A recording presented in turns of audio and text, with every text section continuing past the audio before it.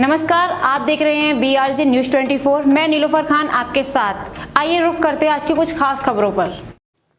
उत्तर प्रदेश सरकार द्वारा मदरसों में राष्ट्रगान गाने के आदेश जारी करने के बाद उत्तर प्रदेश अल्पसंख्यक आयोग के अध्यक्ष अशफाक सैफी ने आदेश का स्वागत किया और कहा कि पूरे देश में योगी मॉडल लागू होना चाहिए। देश के मदरसों में राष्ट्रगान नहीं गाया जाएगा तो कहां गाया जाएगा। अशफाक सैफी ने यह भी कहा कि यह आदेश बहुत पहले लागू हो जाना चाहिए था।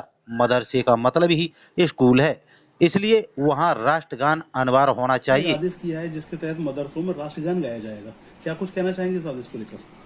मैं उत्तर प्रदेश के माननीय मुख्यमंत्री श्री योगी आदित्यनाथ जी का धन्यवाद देता हूं, उनका शुक्रिया अदा करना चाहता हूं कि उन्होंने ये फैसला लिया, क्योंकि इससे पूर्व की सरकारों ने तुष्टीकरण के कारण ये फैसला नहीं ले पाए।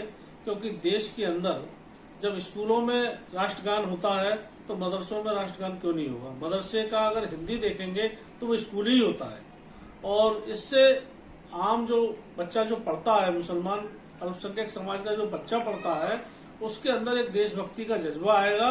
क्योंकि पाकिस्तान के अंदर पाकिस्तानी के लोग वहाँ के जो आजादी का जो तराना होगा या उनके मुल्क का जो भी गीत होगा वो गाते होंगे। बांग्लादेश में बांग्लादेश के लोग गाते होंगे, तो हिंदुस्तान का मुसलमान हिंदुस्तान का गीत क्यों नहीं गाएगा?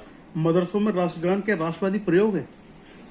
नहीं, राष्ट्रवादी प्रयोग नहीं है। देखिए, देश का मुसलमान ऑलरेडी राष्ट्रवादी था और है और रहेगा, क्योंकि जो राष्ट्रवादी नहीं थे वो 1947 में पाकिस्तान चले गए।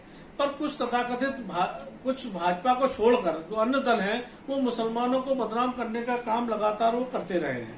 उस काम को खत्म करने का काम भारतीय जनता पार्टी ने किया है। जो ठप्पा मुसलमानों पे लगता रहा है उसको दूर करने का काम किया है। क्या देश के बाकी राज्यों में योगी मॉडल फॉलो किया जाएगा? नहीं, यूपी मॉडल फॉलो होना ही चाहिए। मैं कह रहा हूँ बाकी राज्यों में क्या, पूरे देश में होना चाहिए। और जिस प्रकार से माननीय हमारे मुख्यमंत्री जी जो काम कर रहे हैं बिना किसी भेदभाव के, वो काम पूरे देश में हो रहा है।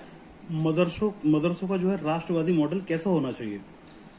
देखिए, जिस प्रकार से जो शिक्षा का केंद्र है, शिक्षा के केंद्र में किसी प्रकार की राजनीति नहीं होनी चाहिए, और वहां पर जो मॉडल है वो निश्चित रूप से राष्ट्रभक्ति का होना चाहिए, शिक्षा का होना चाहिए। वहां के पढ़े हुए बच्चे देश की सेवा करें, ये माहौल होना चाहिए।